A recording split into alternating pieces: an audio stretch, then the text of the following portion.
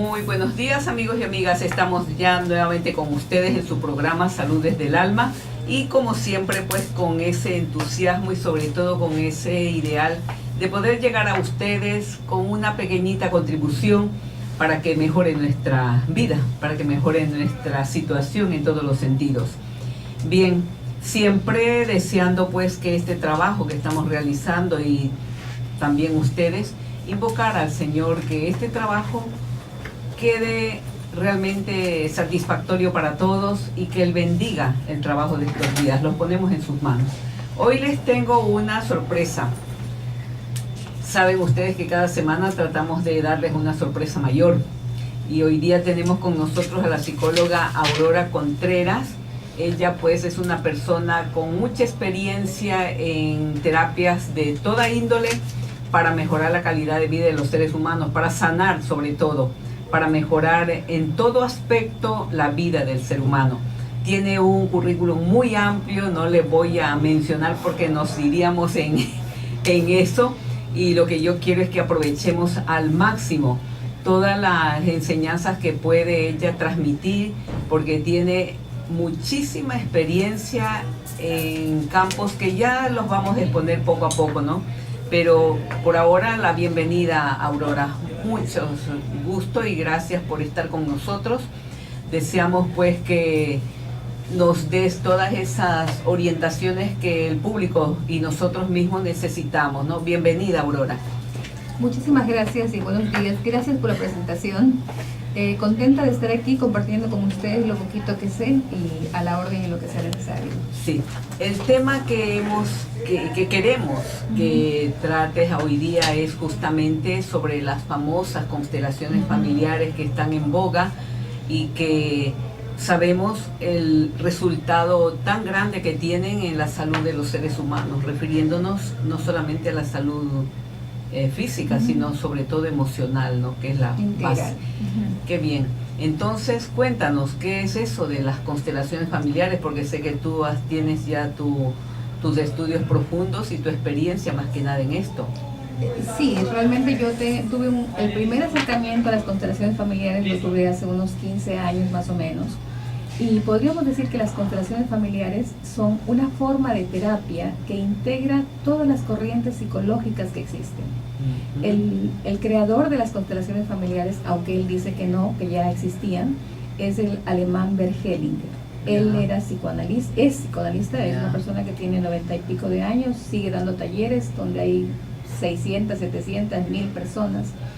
Él estudió todas las formas de terapia y él mismo pasó por terapia, que es una cosa muy interesante porque a veces uno cree que estudiar es suficiente y realmente todos los seres humanos hemos nacido en un ambiente familiar que de una o de otra manera han habido situaciones difíciles que tenemos que aprender.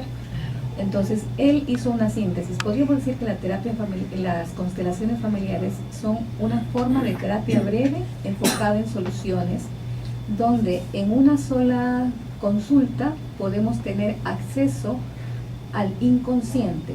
Nosotros tenemos un consciente y un inconsciente. Exacto. Muchos problemas que tenemos pensamos que se deben a situaciones, por ejemplo, tengo problemas con mi pareja porque ella es mal genio, porque ella tal cosa, ella tal cosa. O sea, simplificamos, simplificamos, ¿no? Exactamente. Eso sería como la parte consciente, ¿verdad? Exacto. Pero en la parte inconsciente, probablemente yo estoy teniendo problemas con mi pareja porque no tuve una relación afectiva como a mí me hubiera gustado con mi madre, por ejemplo. Y generalmente cuando escogemos pareja, la pareja viene como a sustituir. Todo esto que les digo es inconsciente, porque no es consciente. Claro. Entonces quizás yo busco mi pareja esperando que me dé el amor, el afecto, la ternura que no recibí de mi mamá o de mi papá. Entonces en esa medida estoy demandando de mi pareja algo que no le corresponde darme. Entonces eso permite las constelaciones familiares. En una sola sesión muchas veces conocer la real causa del problema familiar que estamos teniendo. O sea, con las constelaciones familiares como terapia, facilita mucho entrar al inconsciente, que Sí, es la clave, ¿no? Porque se exactamente. dice que el 97% de nuestras acciones son inconscientes Exactamente. y que solo un 3% es consciente, o sea que nos movemos como robot prácticamente, en forma, reaccionamos Ajá. de manera total inconsciente, y eso a mí me sorprendió cuando me enteré. Digo, ¿cómo? Quiere decir que no podemos manejar como quisiéramos, ¿no? Por eso es que Así es. fracasamos muchas veces en las relaciones, en el trabajo, en lo que sea. Ujú. El asunto en general, el cerebro yo diría que es la máquina más, la mejor máquina y más exacta. Entonces uno va aprendiendo comportamientos, reacciones, hasta la manera de relacionarse efectivamente desde que uno está en el vientre materno. Si en por ejemplo, si cuando yo, ya desde la psicología tradicional, ¿verdad? Claro. Si es que yo no fui un hijo deseado y ocurrió el embarazo en un momento inesperado para la pareja, ¿verdad? Entonces, esas emociones que tiene la mamá inicialmente, aunque luego ame a su hijo, pero esas emociones que tiene inicialmente de rechazo, de no saber qué hacer, de incertidumbre, esas sensaciones generan en la madre situaciones hormonales que van a través del torrente sanguíneo de ella y también llegan al bebé. Entonces como que se van grabando emociones y formas de reacción y de comportamiento que luego cuando vamos creciendo reaccionamos en realidad en función a esas primeras experiencias que tuvimos y que no las recordamos. Claro. Por eso en cierta medida el 97%, como decías, ¿verdad?, de nuestras reacciones corresponde realmente más a eventos pasados que a eventos del presente. Y luego decimos, no sé por qué me sucede esto, sí, si yo no he hecho nada para merecerlo esto. Ahí es cuando mucha gente se cuestiona y dice, ¿por qué la vida es tan injusta? ¿Qué dirías tú ahí? Porque mucha gente lo dice. Claro, entonces ahí lo que cabe un poco, ¿verdad?, es como ir despertando e ir reconociendo que hay un pasado, hay un presente y hay un futuro. Entonces, muchas personas vivimos o en el pasado o vivimos en el futuro, pero no en el presente. En el pasado, generalmente las personas que viven en el pasado son personas que se viven recordando que los tiempos pasados fueron mejores, pero no disfrutan el ahora. Y entonces también se vive más en depresión cuando uno está en el pasado. Cuando uno está pensando más en el futuro, vive un poco más en ansiedad. ¿Qué va a pasar? ¿Qué va a suceder? Pero no se vive en el presente. Es el único quizás momento que tenemos. Que es el momento que existe, que es el real. Por supuesto que el pasado también, de alguna manera, nos ayuda para vivir en el presente y en el futuro, pero eso es una pequeña parte. También uno tiene que pensar en el futuro, pero viviendo el presente, no dejando de vivir el presente. Y una manera de vivir en el presente que es súper sencilla, por ejemplo, es ser consciente de la respiración. Tan sencillo como eso. Cuando yo estoy demasiado angustiado, demasiado ansioso, lo que debo es ser consciente de la respiración y tratar de respirar sin exagerar ni nada, sino simplemente las personas que lo están escuchando en este momento podrían hacer, por ejemplo, este ejercicio, ¿verdad? Es ser consciente de cómo entra mi aire, incluso a dónde va este aire. Va a los pulmones, porque se elevan mis hombros, o se va hasta mi abdomen, porque se eleva mi panza, por decirlo así, ¿verdad? Claro. Y también soltar. Normalmente la respiración es vida. Cuando inhalamos vida, y cuando soltamos, también soltamos vida. Porque hay que tomar y soltar, tomar y soltar. Dar y recibir, solamente ¿no? Dar y recibir, como hablamos en las constelaciones, ¿verdad? Ese solamente hecho ya nos ayuda a estar, a relajarnos un poco, a ¿no? relajarnos y a estar en el presente. Hermoso, hermoso. Ahora, la persona que no vive el presente realmente no se da cuenta que está sembrando el futuro y que no lo está utilizando, no lo está viviendo con atención, y luego dice, ¿por qué me sucede esto? Cuando sabemos que el futuro es consecuencia de lo que hemos vivido en el presente, ¿no? Y muchísimas veces hacemos todo lo contrario. Estamos comiendo, pero estamos pensando en otra cosa. Estamos estudiando, se nos va la mente para otro lado. O sea, no vivimos lo que estamos haciendo. Yo pienso que esa es la clave de la incoherencia de nuestras vidas, ¿no? El vivir con nuestra mente ajena a nuestras acciones. Yo diría que hay una esencia que es el ser, y está la mente. ¿Ya? La mente muchas veces nos controla, no somos solamente mente, hay un ser profundo para quienes son creyentes, ¿verdad? En cada uno de nosotros hay una chispa divina. Pero toda la educación nos enseña a desarrollar más el hemisferio izquierdo, que es el de la razón, la repetición, ¿verdad? Pero no desarrollamos el otro hemisferio, que es el derecho. De hecho, cuando uno nace, ahora recuerdo que un maestro mío de constelaciones decía, todos sabemos constelar, nacemos sabiendo constelar. Pero cuando vamos creciendo nos dicen que eso no se debe hacer. Por ejemplo, yo sí me pregunté, ¿no? ¿Cómo que todos sabemos constelar? Entonces dice, mira, si tú lo más natural tú ves en los niños cuando juegan, y entonces ponen, qué sé yo, un muñeco que es el papá, otro que es la mamá, o cualquier cosa, cuentan historias, ¿no? Entonces dice, y el papá entonces le gritó a la mamá, y la mamá le contestó tal cosa. Y están haciendo eso, están revelando las cosas que pasan en la familia, pero que no son dichas verbalmente. Y entonces, ¿qué nos dicen los padres? No digas eso. ¿De dónde sacas eso?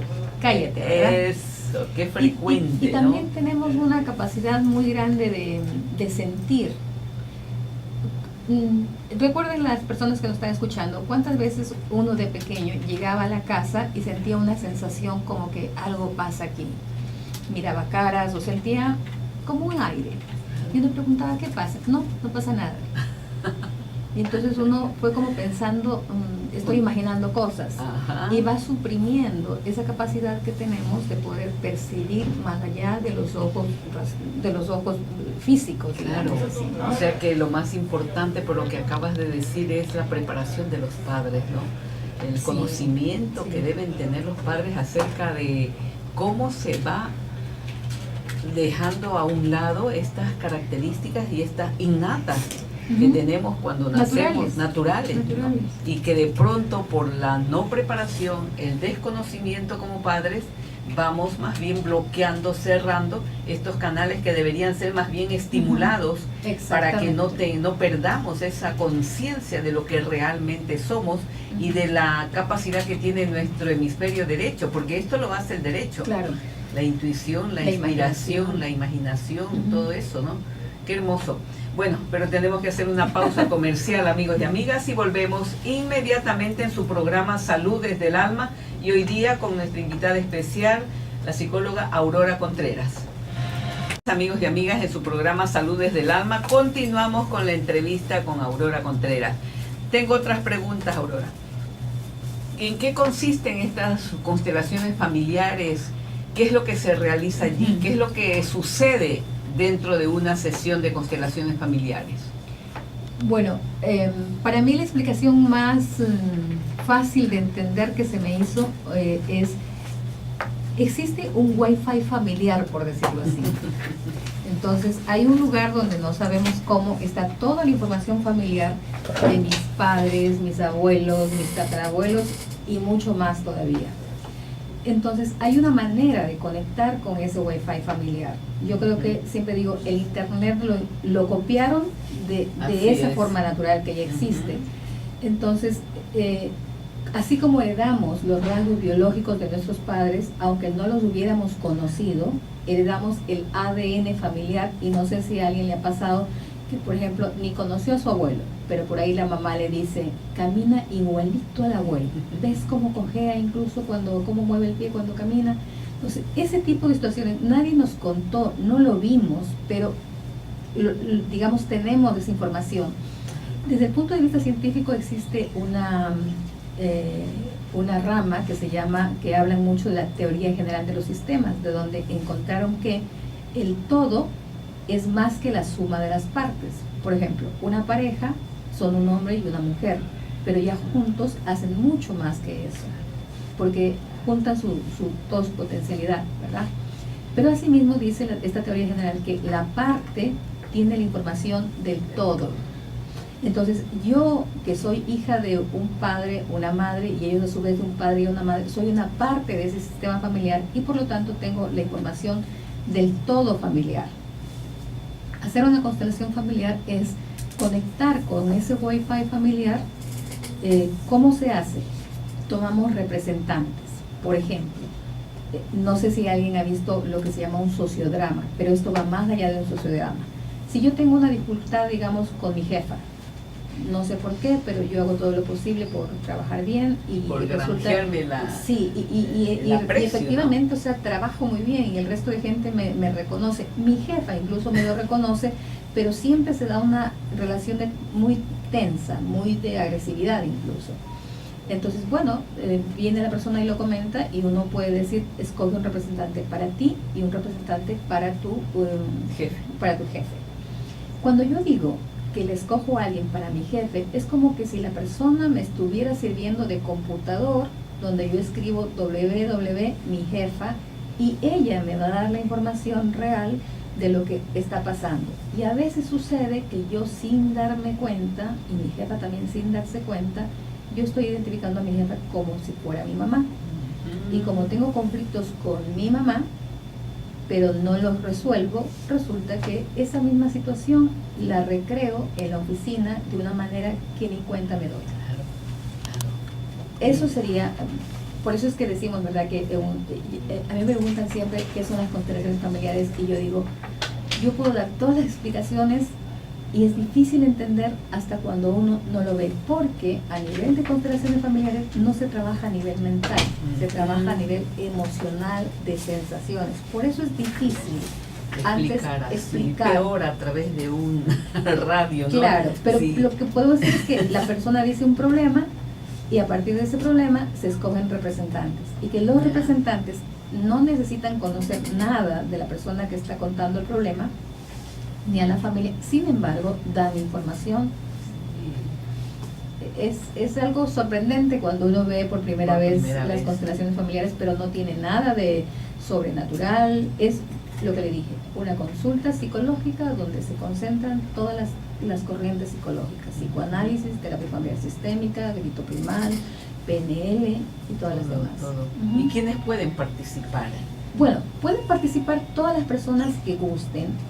Yo siempre digo que las constelaciones familiares, más que un método terapéutico, es una filosofía de vida, donde pueden ir todas las personas porque vamos aprendiendo algo. Quizás lo importante también decir es que Bert Hellinger habla de que en todas las familias existen 3 órdenes naturales, que cuando uno de esos órdenes se desordena, pueden haber problemas físicos, enfermedades, pueden haber situaciones de falta de éxito en el trabajo, falta de éxito en el amor, pueden haber situaciones emocionales difíciles, porque estos 3 órdenes son los que ayudan a que la vida sea más llevadera y sea más feliz. Un primer orden, y podemos hacer un ejercicio con todos los radioescuchas, ¿verdad? Es el orden de la jerarquía. ¿Eso qué quiere decir? Los que vinieron antes que mí son más grandes que yo. Por ejemplo, mi madre y mi padre son más grandes que yo. Y yo soy parte de mi padre y de mi madre. Si por todas las razones culturales que hay, por ejemplo, mi papá me abandonó, me golpeaba, no me trataba bien, mi mamá tampoco me pudo dar mucho afecto, entonces yo puedo guardar un resentimiento con ellos, ¿verdad? Porque además que los hijos somos como muy exigentes, queremos padres perfectos, casi que sean dioses. Y lo que uno no sabe es que los padres de uno también fueron niños y también vivieron cosas mucho más difíciles de lo que nosotros vivimos. Pero en todo caso, si yo, por ejemplo, reniego de mis papás, estoy renegando de mí misma y estoy yéndome en contra de ese orden que es el respeto a la jerarquía, porque además, ¿de dónde me viene la vida? De ellos. A mí, yo puedo comentar esto, a mí me chocó mucho la primera vez que escuché a Bert Hellinger decir, tus padres siempre son los mejores para ti, aunque hayan cometido los peores errores contigo. Y alguien dijo, pero incluso si abusaron de ti, y él dijo, aún así son los mejores para ti. Claro. y a mí me chocó un poco porque hay cuestiones culturales, ¿no? Que te dicen cómo puede ser. Y claro, tiene una explicación, son los mejores porque solo a través de ellos te pudo venir la vida. Si tu madre hubiera conocido a otro hombre, hubiera tenido hijos, pero ya no nacías tú, ¿verdad? Igual con el padre. Ahora, no quiere decir que porque los papás me trataron mal o abusaron de mí, yo tengo que quedarme de pronto ahí. No, lo que tengo es que agradecer la vida que me dieron y de pronto, respetuosamente también, alejarme de ellos. Una cosa es distanciarme de ellos y otra cosa es vivir todo el tiempo reclamando. Hay y todo, soportando, ¿no? Situaciones que no deben. A veces va a tocar, porque y los padres no es que son malos. ¿Quién sabe la vida dura que tuvieron ellos? Eso es más que seguro, ¿no? Casi siempre se va. Y yo puedo decir que siempre los padres la pasaron peor que uno. Peor que uno. Es verdad. ¿Y cuál sería el otro orden? Entonces, tenemos el orden de la jerarquía. Y aquí quisiera que hagamos un ejercicio, si quienes quieren, ¿verdad? Hay una manera muy fácil de darse cuenta cuando uno no respeta a los padres como debería respetarlos. Ya. En general, de manera lógica, racional, se ve de dos maneras. Una es mis padres, por ejemplo, que no estudiaron, ellos no saben nada, yo sí estudié, yo soy mejor. Ahí está clarísimo que me siento superior a los padres. Y eso, permítame decirles, que se paga muy caro. Y es muy frecuente. Sí. ¿Se paga muy caro en qué sentido? Se paga muy caro en el sentido de que uno no siente bienestar, no siente calma, no hay nada que le llene, no hay nada que le haga feliz, porque uno no tiene integrado al padre y a la madre. Esa es una manera. Hay otra manera, cuando uno dice, pobrecita mi mamá que no estudió, que no hizo esto, ahora yo la cuido como si fuera mi hija. Es que yo tengo que cuidar a mi mamá pobrecito o a mi papá pobrecito. Entonces, de la una manera o de la otra manera, o sea, sintiéndome superior que mis padres, o sintiendo que yo cuido a mis padres, no estoy en mi lugar.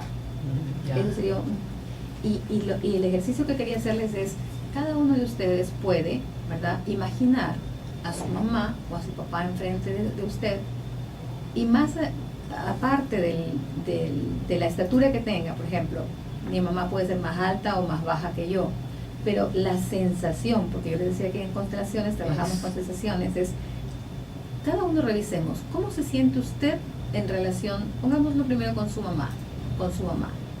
¿Se siente más grande, más chico o del mismo tamaño? Si yo me siento más grande que mi mamá, indiferente de la estatura que ella tenga, quiere decir que yo estoy actuando como la mamá de ella, o para cuidarla o para castigarla.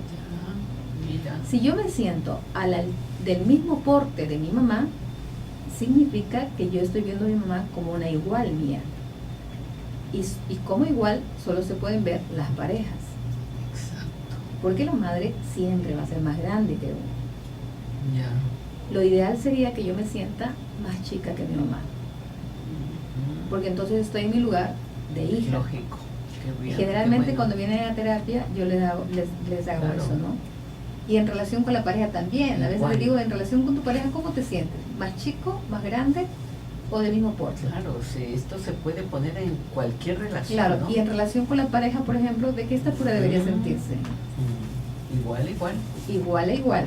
Cuando yo me siento más grande que mi pareja, estoy actuando como la madre o el padre. Claro. Y cuando yo actúo como la madre o el padre, mi pareja no tiene pareja, ni yo tampoco. Claro. Y entonces se da lugar para que entre cualquier otra persona. Lógico. Así es.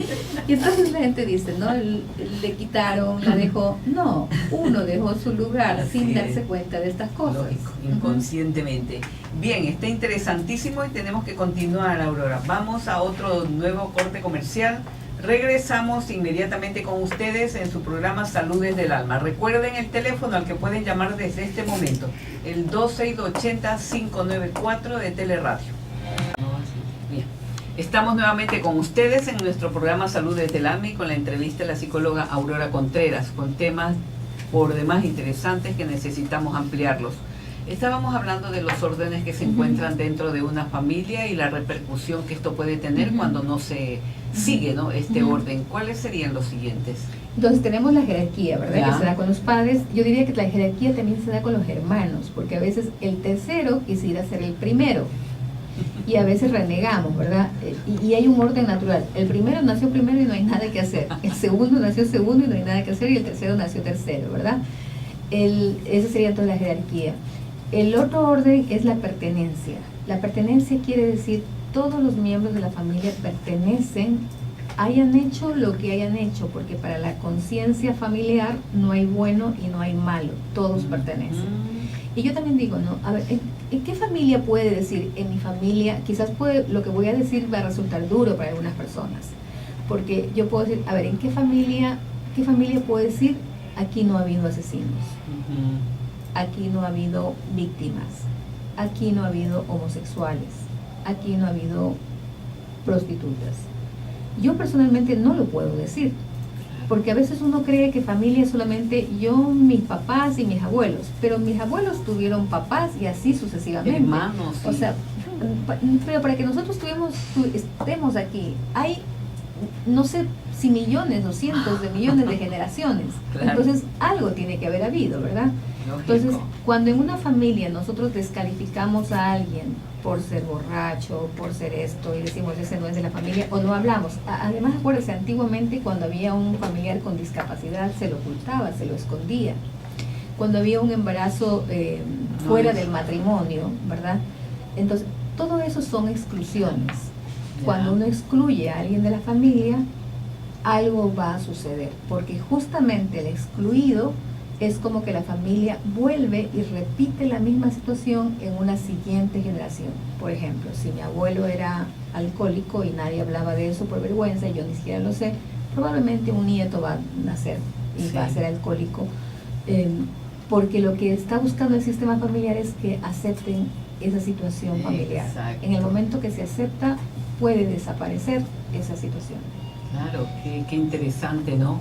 Y no excluir a nadie. No excluir a nadie. A veces también, por ejemplo, una cosa importante, a veces una mujer ha tenido un embarazo y hubo un aborto, natural o provocado.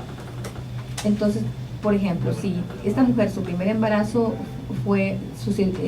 terminó en aborto, y viene un segundo bebé. Normalmente ese bebé, ¿qué le dicen? Que es el primero.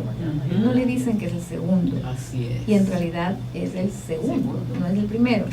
A veces en los talleres yo les hago el ejercicio de que pongamos una línea de 3 personas, por ejemplo, y a la persona que está en el primer lugar, la primera, le digo cómo se siente, y luego la cambio al final, a ser la tercera. Y no es lo mismo, es diferente. Entonces, una exclusión también puede ser no hablar, no contar a ese bebé que no nació, y no es que se esté ocultando nada, a veces es el dolor o simplemente un olvido de que yo, por ejemplo, si me preguntaban hace unos 8 años, yo decía que era la tercera.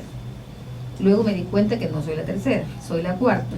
Y ahora ya estoy totalmente consciente que soy la quinta, porque antes de que yo naciera, incluso muchísimo antes de que mi padre conociera a mi madre, él tuvo un bebé. Y yo sabía que tuvo un hijo y que falleció. Pero yo no lo contaba en la línea de los hermanos. Claro. Entonces, desde el momento en que yo sé que soy la quinta y me siento como la quinta, estoy como más tranquila.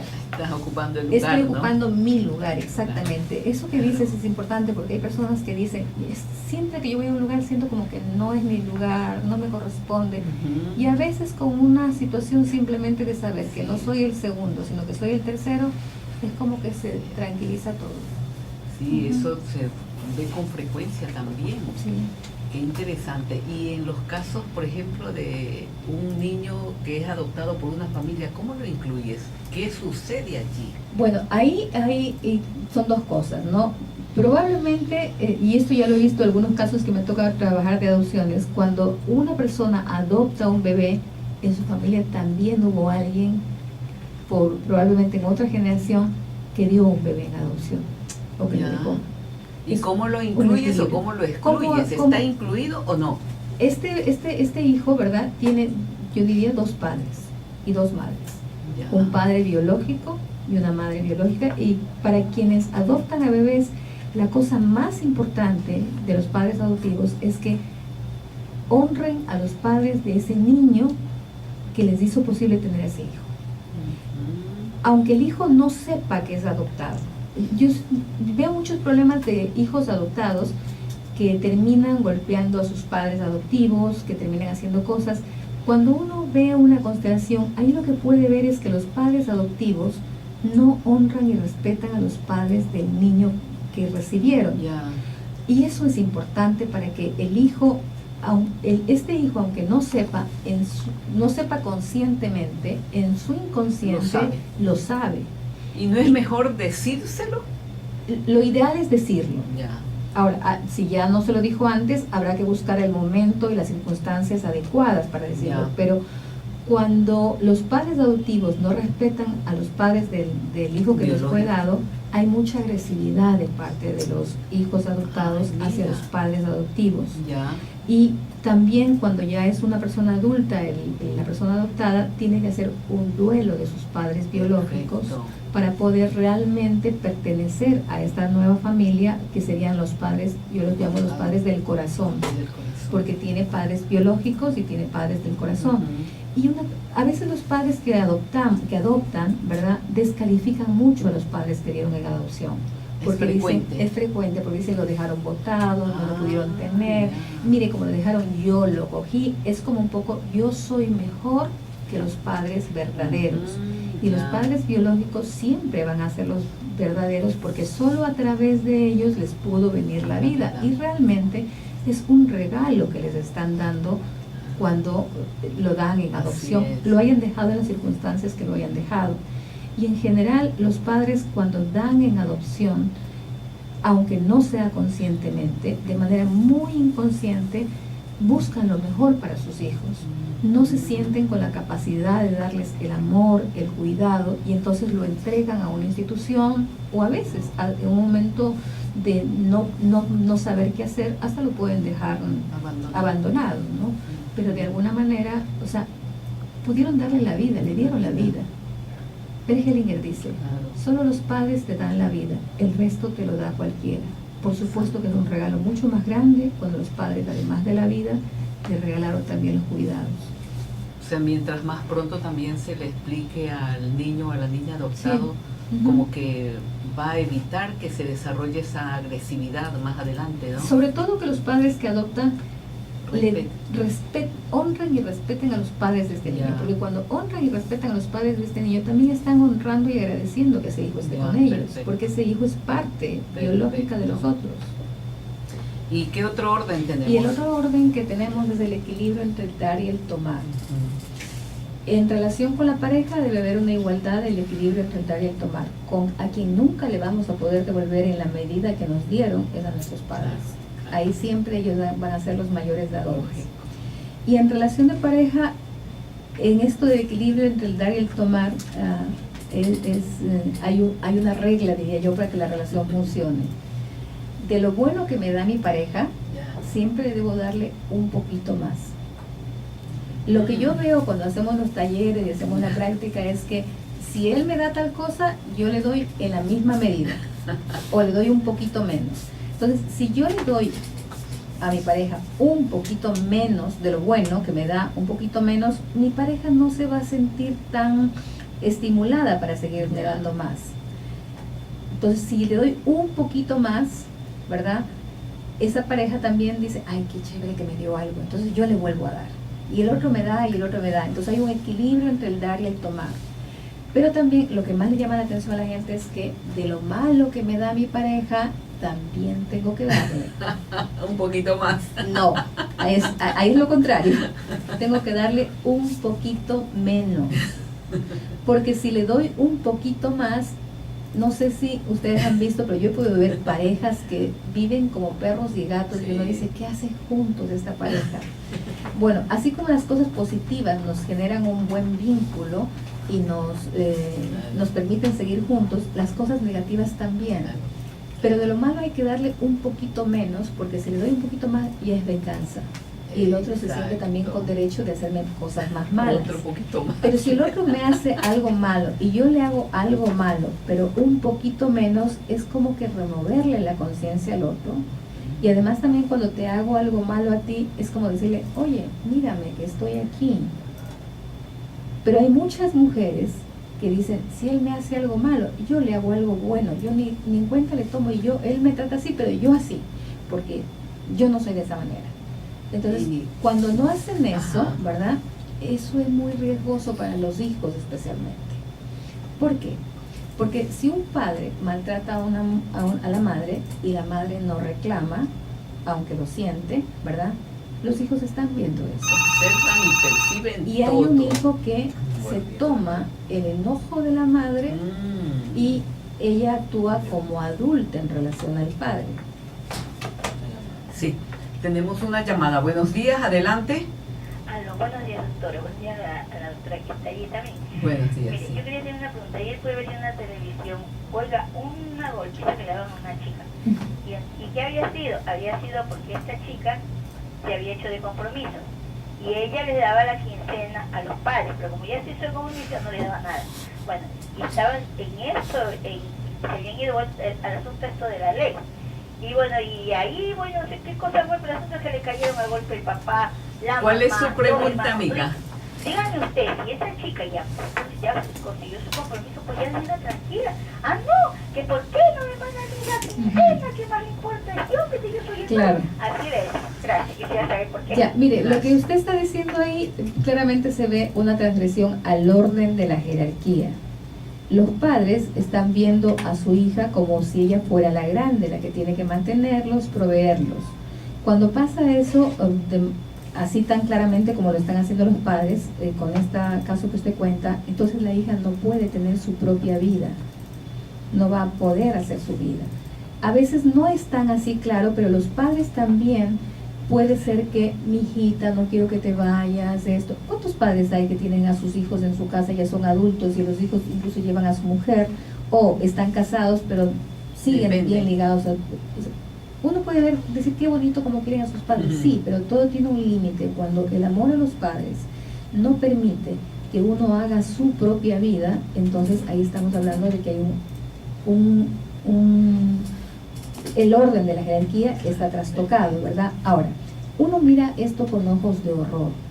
Sin embargo, si uno va a averiguar la vida del padre y de la madre de esta persona que usted dice que ve en la televisión, quién sabe cuántas cosas tendrá. Ahí lo único que le queda a la persona es actuar desde el punto de vista legal, sí, ¿verdad? Y es ella la que tiene que buscar ayuda o terapia, porque sus papás no van a cambiar, a no ser que ellos lo quieran. Y uno tampoco no puede hacer nada si la persona no quiere cambiar. Exactamente, qué bien, estamos aclarando bien. Bueno, pero tenemos que hacer otra pausa y volvemos inmediatamente con su programa Salud desde el Alma. Su programa Salud desde el Alma y entrevistando a la doctora Aurora Contreras aquí en nuestro programa Salud desde el Alma. Es importante para las personas que consideren apropiado visitarla pues para alguna consulta, para alguna terapia. El teléfono al que pueden llamar, les indico, 0999 672 111. Repito, 0999 672 111. Bien, continuamos, Aurora. ¿Qué más nos puedes decir ya como un consejo, una orientación general a nuestros amigos radioescuchas? Bueno, en relación a las constelaciones familiares, lo que puedo decir es que cuando una persona de la familia hace una constelación, no necesita estar el resto de la familia. Sin embargo, cuando yo hago una constelación, eso beneficia a todo mi sistema familiar. Las constelaciones se pueden hacer de manera individual, como una consulta tradicional, ¿verdad? O se puede hacer en grupo. Cuando se hace en grupo, todas las personas que asisten se benefician. Cuando se hace una constelación, está la persona que consulta su situación, están las personas que están participando, viendo lo que sucede, y a medida de que uno ve, también va aprendiendo muchas cosas, porque es como que le resuena a uno también lo que ha sucedido y realmente se sana. Había una pregunta que me hacían si las constelaciones sanan. Yo decía, las constelaciones sí sanan, no necesariamente curan. Porque cuando hablamos de curación, hablamos de cuestiones físicas. Por ejemplo, yo he visto gente que tiene cáncer y va a una constelación.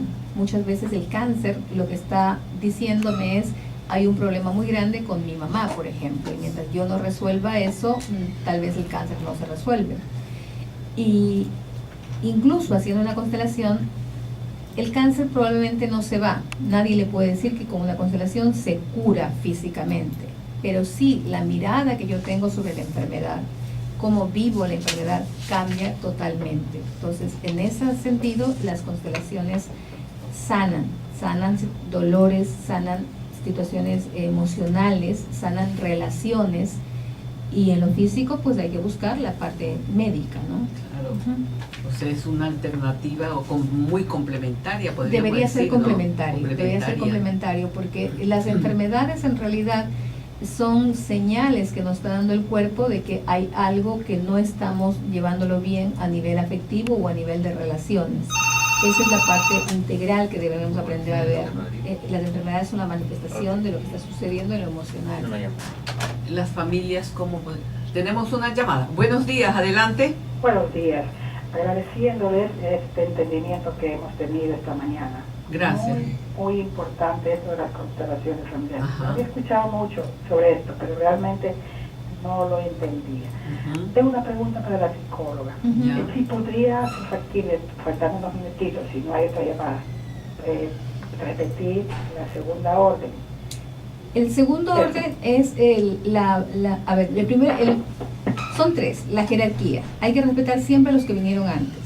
La pertenencia es del otro. Todos pertenecen. Cuando yo descalifico a alguien, cuando yo no reconozco a alguien, es como que se estuviera sacando un dedo, por decir así, ¿verdad? La familia es como la mano, tiene varios dedos. Un dedo no tiene conciencia de que existe el otro, pero cuando a un dedo le pasa algo, el resto de dedos se perjudica. Entonces, así mismo en la familia, todos pertenecen, hayan hecho lo que hayan hecho, sean de lo color que sean, tengan la orientación que tengan. Ese es el segundo orden. Y el tercer orden es el equilibrio entre el dar y el tomar. Cuando esos tres órdenes están siendo respetados, la situación es mucho más fácil para todos. Cuando uno de esos órdenes se desordena, el resto también se desordena, y va a haber alguien que tenga una enfermedad, que tenga un sufrimiento, que no tenga éxito en el amor, que no tenga éxito en el trabajo o alguna situación hasta que se arregle. Por lo que tú dijiste hace poco, es importante el no guardar secretos en la familia. Los problemas se dan por los secretos, porque vivimos en una cultura donde nos enseñan que hay cosas buenas y hay cosas malas, y no hay nada que sea bueno, nada que sea malo, es como lo vivencia uno. Entonces los mayores secretos, por ejemplo, un secreto podría ser, hablando de abuso sexual, por ejemplo, que hubo un abuso sexual en la familia.